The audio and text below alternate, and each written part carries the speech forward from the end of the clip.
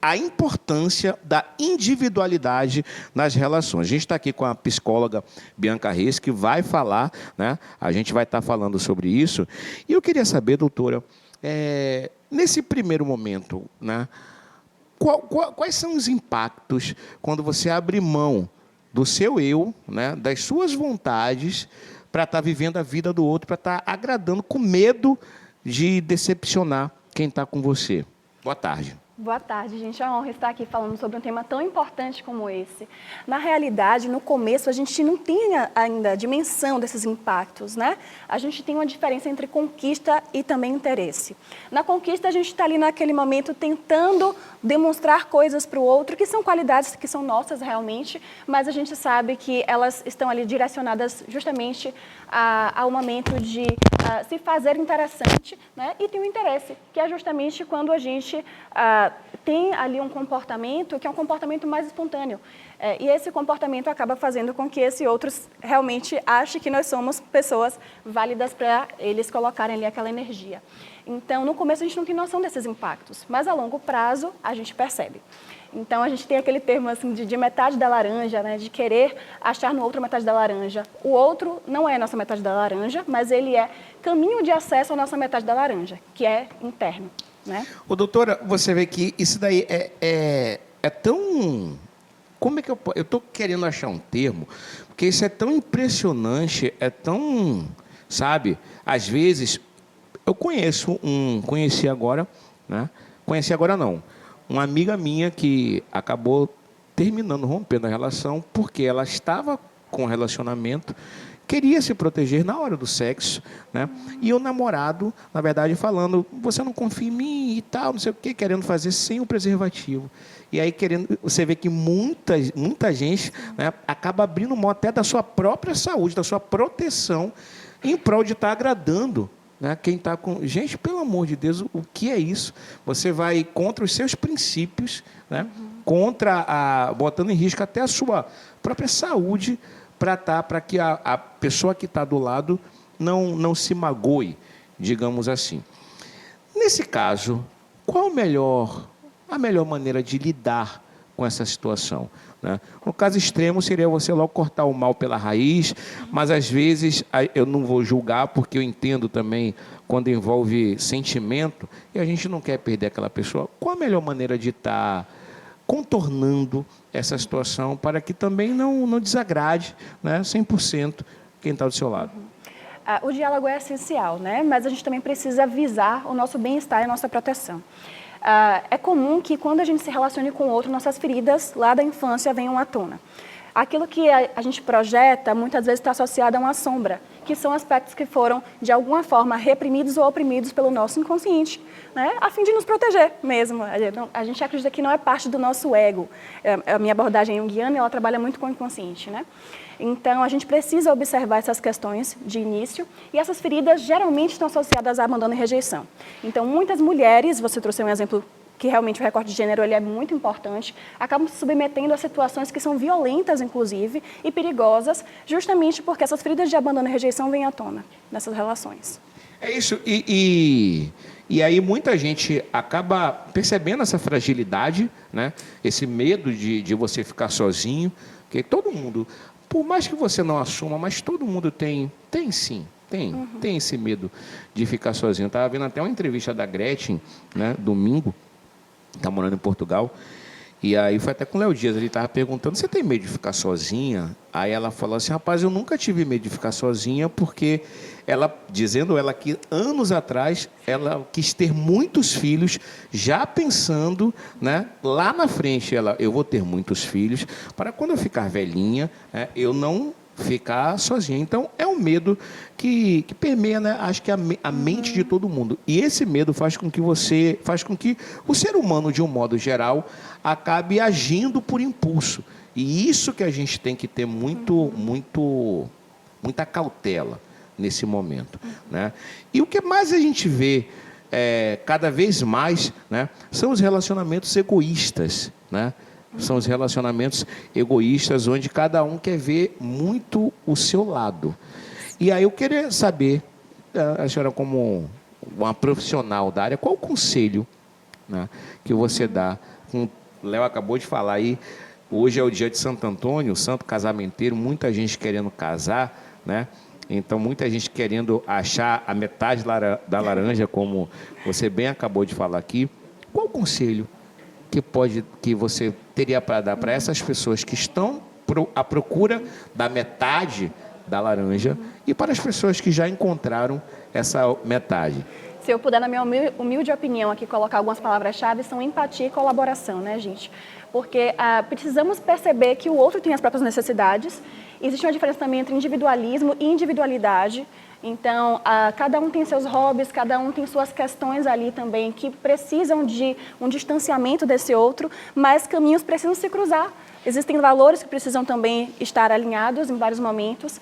Então, se pudesse, de repente, aqui colocar alguma sugestão a respeito disso, seria justamente ir tentando fazer essa dança aí, que não é nada fácil, mas desse equilíbrio entre colaboração, né, entre fazer planos a dois, mas também não deixar de lado a própria vida, que ela também é muito criativa e ela é necessária, porque quando a gente deixa de lado quem a gente realmente é em essência, né, nossos gostos, nossas questões ali pessoais, a gente acaba se perdendo de nós mesmos e isso causa também desinteresse no outro. Às vezes a gente pensa que quando a gente se coloca à disposição daquela outra pessoa, é nesse momento que o outro vai realmente nos amar genuinamente e, em verdade, às vezes isso causa o efeito contrário, né? E às vezes a gente passa até tá tão comentada, né, que é a dependência psicológica, que hoje tá muito em tom. Daqui a pouco a gente vai falar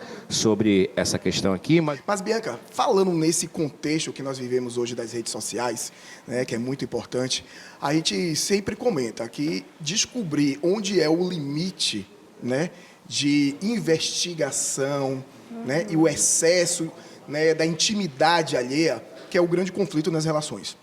Até onde eu posso ir, né, monitorando o meu marido, até onde eu posso ir monitorando minha esposa, isso é complicado, né? Sim. Então, dentro do consultório, deve ter, né, sempre um diálogo e um dilema em relação a isso, por conta dessas redes sociais que deixam os casamentos, as relações sempre abaladas, né, naquela dúvida do cotidiano. A pessoa está ali mexendo no seu celular. E aí você já fica invocado. Será que isso é uma perda de individualidade? Pode vir a ser, sim. Se a gente não sabe também nossos limites, é muito mais fácil para o outro invadi-los, porque nem a gente também tem ideia dessas bordas que são necessárias também, né, às relações. Senão a gente se mistura ao outro. Então, privacidade também faz parte do relacionamento amoroso, mas a gente precisa também do diálogo, da partilha. Então, fazer com que a outra pessoa se sinta, de repente, segura também, confiante naquela relação é super importante. Porém, a gente sabe que cada um tem suas crises pessoais. Então, quando a gente fala de relacionamento, a gente está falando de dois indivíduos com histórias diferentes, sim, com crenças diferentes, valores diferentes, feridas que podem conversar ou não umas com as outras, né? E que estão ali construindo um grande outro, que também é a relação. Então, por exemplo, nas terapias de casal, a gente precisa compreender esses indivíduos como seres humanos, obviamente, separados, mas também eles em conjunto. Então, o que é que gera ali?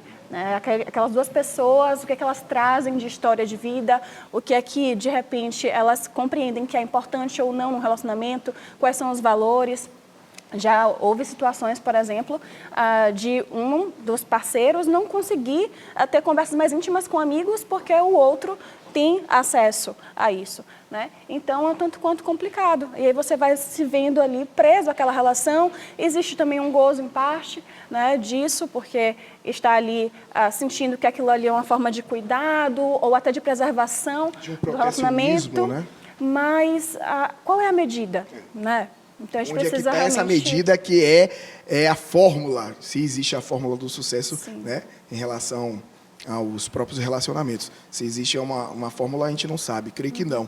É o dia a dia, né, cada relacionamento tem uma história, tem um convívio, mas descobrir essa matemática que eu acho que é o grande segredo. Até onde eu posso ir, até onde eu não vou invadir a privacidade também do meu parceiro, da minha parceira, que é uma grande, né? É uma complicação em relação a isso aí. No consultório, você falou aí sobre a terapia de casal. Quando eles falam sobre essa questão da individualidade, as pessoas comentam mais em relação ao quê? O que é a maior queixa? A individualidade simples, né, de não poder sair com os amigos, ir para um futebol, não poder sair só com as amigas, né, a turma da Luluzinha, a turma do Bolinha. São queixas assim, ou já chegou em um grau que realmente tem queixas um pouco mais agressivas? Então, é bem diverso, né? E, assim, nunca começa a partir desse momento mais do pico, né? Mais agressivo. Começa com o fato de que, não, fica aqui comigo, né? Não vai para esse evento, não. Vou com você. É muito importante, realmente, que os parceiros sejam realmente parceiros, né? Até redundante. E saiam juntos e façam programações onde incluam os amigos uns dos outros, né? Faça essa mistura, que é uma delícia. Mas é relevante a gente pensar que os momentos também que você tem só com os seus amigos, né? Sozinho, você com você mesmo, são essenciais. Então, é bem diversa as queixas e as questões e as demandas que surgem na clínica, mas muitas vezes quando a gente vê esse relacionamento que chegou ali naquele pico, que a gente hoje fala assim de uma forma até irresponsável, né? Tóxica, de dependência, de abuso, nunca começou lá no auge, né? Isso pode ser um coisas. início, né? Sim. Um índice aí, um iniciozinho que está começando um relacionamento tóxico, né? Sim, pode. Mas assim, às vezes a gente fica já no alerta, né? Red flag, com medo.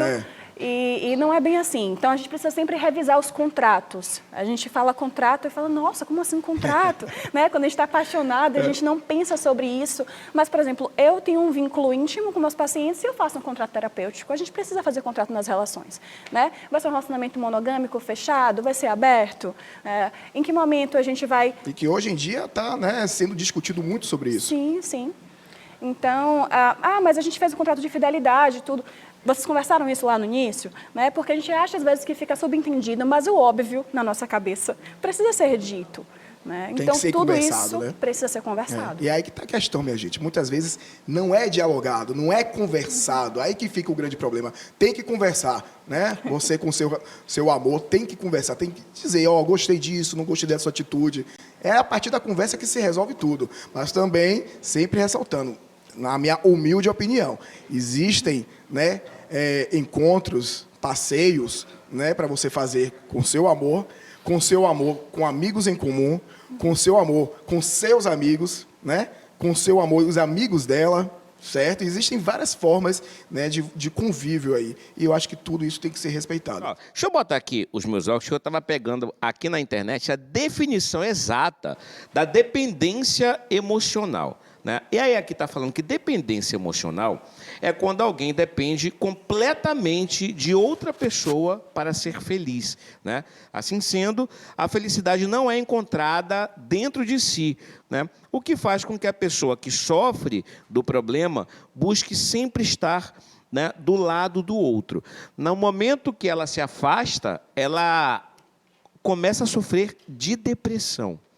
Doutora, esse problema ele vem aumentando a cada dia mais. Né? Cada dia que passa, eu acho que essa geração, né, na verdade, a questão da pessoa se sentir muito sozinha, a depressão é a doença do século.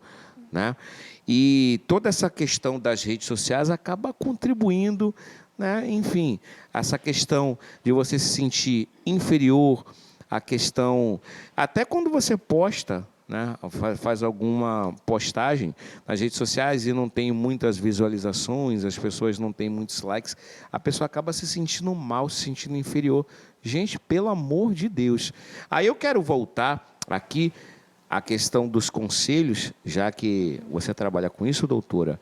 Qual o conselho, né, no sentido da pessoa se valorizar mais, da pessoa se amar mais, sem essa necessidade constante de só se sente feliz quando está ao lado daquela pessoa?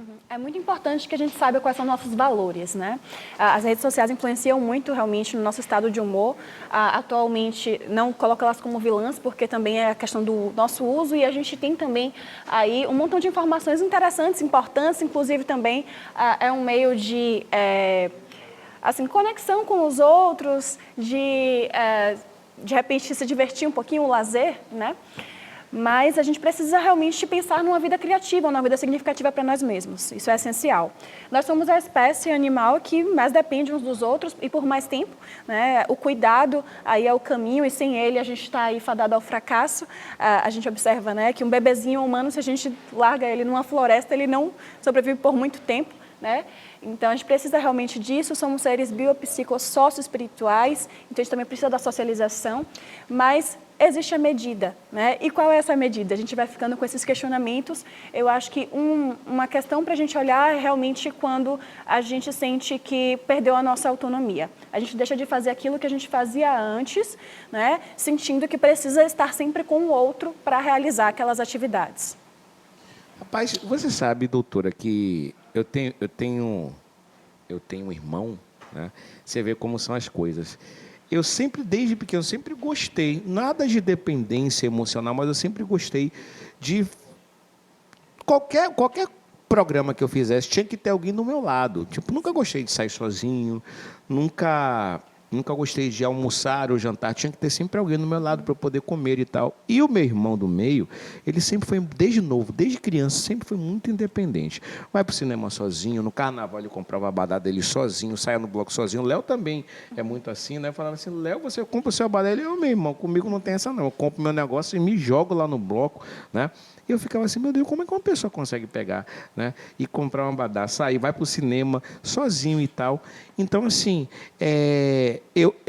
eu queria, né, que você, ainda na questão dos conselhos, porque tem gente que sofre disso e não sabe que sofre. Tem gente que não sofre, né? Mas tem gente que sofre dessa questão da dependência e não sabe que sofre. Tem gente que está no abuso psicológico do relacionamento e não sabe. Quais são, eu queria que você me apontasse aí, alguns sintomas para quem está assistindo, parar e se autoanalisar e falar assim, caramba, meu Deus, eu acho que eu estou sofrendo disso aí. Não se cobre com relação a isso, né? Também tem que ver com sua atitude para o mundo, se você é extrovertido, se você é introvertido, qual a sua visão sobre determinadas coisas, porque para algumas pessoas é tranquilo assistir a um filme sozinho, mas para essa mesma pessoa pode não ser legal ir para uma balada sem uma pessoa acompanhando, né? E tudo bem, isso não faz, né, da pessoa mais, né, enfim, mais aberta ou mais independente, né, melhor ou pior do que ninguém. Mas eu acho que uma questão realmente para a gente olhar é justamente quando a gente vai deixando de lado as nossas atividades, os nossos gostos em prol do outro. Então, você chega, quer visitar um museu, por exemplo, e você chama várias pessoas, ninguém está afim ou não pode naquele dia, e você pode, você quer e você deixa de fazer, né? Então, é muito importante que a gente observe essa questão. Quando a gente vai deixando de fazer as coisas que a gente gosta, que a gente tem a oportunidade de ir, porque não tem aquela companhia. Porque, né, e claro, para aquela pessoa pode não ser uma coisa interessante ir sozinha, e não se forçar nesse sentido, né? Mas a experiência também da solitude, ela é interessante. Então, às vezes a gente acha que não gosta, que não vai sustentar aquele comportamento, mas curte, acha que é legal. Tem também a questão do olhar do outro. Então, a gente observa muito pessoas que falam, não, eu fui para o bar sozinha e tudo, falei mesa para um, e o garçom olhou estranho, as pessoas né? ficam parecendo que sabe, que é um crime que você está cometendo, ou que você está ali depressivo porque você está ali sozinho. Gente, pelo amor de Deus, não é isso? E pode ser uma escolha, por que é? não? É isso, às vezes a gente quer ficar sozinho mesmo e já foi. No consultório, Bianca, dos casais que fazem, né, essa terapia de casal, muitos chegam até o fim, né, do período, já largam antes. O homem quer desistir primeiro, a mulher quer desistir, né, primeiro. Como é que é o perfil, mais ou menos, do casal que vai fazer essa terapia de casal? Um dos desafios na terapia de casal é justamente porque a gente precisa ter um contrato terapêutico com duas pessoas. Geralmente, uma delas é que sentiu a necessidade inicial de fazer psicoterapia de casal e a outra concorda, né? Então, é importante também que a gente entenda que o vínculo precisa ser estabelecido com dois indivíduos, né? Mas também que estão ali em relação. E tem gente que fala assim, não vou fazer terapia de casal não, porque as pessoas que fazem terminam os relacionamentos. Existe um preconceito, Existe um preconceito muito grande. Tem uma forma grande. errada até de enxergar. Sim, pode vir né? Mas isso não quer dizer que foi a psicoterapia que ocasionou lógico, isso. lógico. Foi um momento ali onde muitas coisas que já existiam vêm à tona e, consequentemente, os indivíduos entendem, ou um deles, né, que não dá para dar continuidade daquela maneira que eles observaram ali, que eles conseguiram constatar que a relação, né, se configurou, o que está. Ou, realmente, eles conseguem se reerguer e reconstruir um relacionamento muito melhor, mais saudável e significativo, criativo para ambos. A gente acompanha também muitos casais hoje em dia não, mas sempre existiu isso aí, mas acho que por conta das redes sociais as coisas ficam muito mais acessíveis a gente, né? A gente vê mais, fica muito mais próximo a gente. Você começa um relacionamento, em menos de um mês você já está morando junto, né? Aquela coisa rápida, né? Não, já estamos juntos, a pessoa mal se conheceu, né? Se conheceu até de uma forma duvidosa, porque para se conhecer tem que ter, eu acho que um tempo, né? Se aprofundar no relacionamento. Aí se conheceu numa balada, ou se conheceu, sei lá, até na rua mesmo, no ponto de ônibus, e cria um envolvimento, aquela famosa paixão à primeira vista, à primeira vista, beleza. Mas essa impulsão, essa coisa rápida de ter que estar junto, isso às vezes é muito preocupante, não é? Assim, no relacionamento? A intensidade geralmente está muito ligada também à projeção, né? Além de traços de personalidade também de cada um e algumas crenças ou feridas, por exemplo, medo de abandono, de se sentir rejeitado, de ficar sozinho, né? Então, vou agarrar essa oportunidade muito, muito rapidamente aqui, porque não sustento, né, determinadas questões. Mas também tem a questão projetiva. Então, a gente idealiza muita coisa, o que é importante em certa medida, porque quando a gente cria expectativa, né, a gente idealiza, a gente também investe. E a gente precisa de investimento, né, para tudo. Investimento no nosso trabalho, a gente precisa acreditar, né, que as coisas vão ser interessantes para a gente, enfim. Mas os cuidados que a gente precisa ter são justamente com relação à nossa proteção. E não digo proteção de sentimentos, não, porque isso nem existe. Assim, seria uma coisa extremamente assim, equivocada da minha parte. Né? A gente precisa, sim, sentir, a gente precisa, sim, viver e conviver com o outro. Mas a proteção no sentido até realmente da nossa integridade. Né? Então, é muito interessante que a gente observe que cada caso é um caso, às vezes a pessoa Importante. as pessoas Pega brincam, um né, do exemplo clichê. do próximo, né, que é incluir na sua vida. E assim, às vezes a gente está num relacionamento de muitos e muitos anos, e aí quando vai lá ter essa convivência mais íntima do dia a dia, do casamento, não dura muito tempo, e outras que começaram dessa forma e que estão aí, né, prosperando. Então, é relativo, mas a gente também precisa compreender que determinados movimentos podem vir a ser um tanto quanto até perigosos, né? Isso aí. Bianca, muito obrigado, psicóloga Bianca, obrigado, né, pela sua presença. Espero que você de casa aí também tenha tido esclarecimentos, né, solucionando um pouquinho sobre essa individualidade dos relacionamentos, que é uma linha muito tênue, né? Uma coisa bem singela, para a gente não dar um dia intrometido. Bianca, muito obrigado pela sua presença. Quiser deixar seu contato também, suas redes sociais, fique à vontade. Obrigada a todos vocês pela oportunidade. Que delícia de programa aqui, me divertindo muito com a banda também, o tempo inteiro. Obrigada de coração. Enfim, minhas redes sociais, eu tenho o Instagram, né, que é Psicóloga Bianca Reis. Vocês podem lá trocar comigo, dialogar. Eu acho que é uma oportunidade de crescimento para mim, inclusive, também.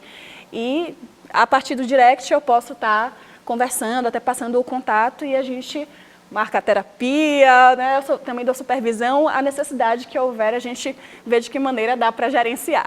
Maravilha.